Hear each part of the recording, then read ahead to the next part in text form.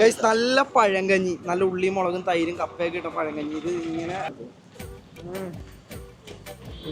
അത് മാത്രം പോരാ, ഇതിന് എല്ലാ ചമ്മന്തികളും കടലയും എല്ലാം ആഡ് ചെയ്തിട്ട് കഴിക്കും. അതാണ് ടേസ്റ്റ്. മഴയത്ത് നല്ല പഴങ്കഞ്ഞി കൂടിങ്ങ.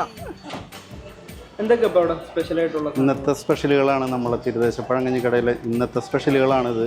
ഊണുണ്ട്, പഴങ്കഞ്ഞിയുണ്ട്, ചട്ടിച്ചോറുണ്ട്, കല്യാണച്ചോറുണ്ട്, പൊതിച്ചോറുണ്ട്, നെയ്ച്ചോറുണ്ട്, പെരി പെരി അൽഫാം, കാളാഞ്ചി.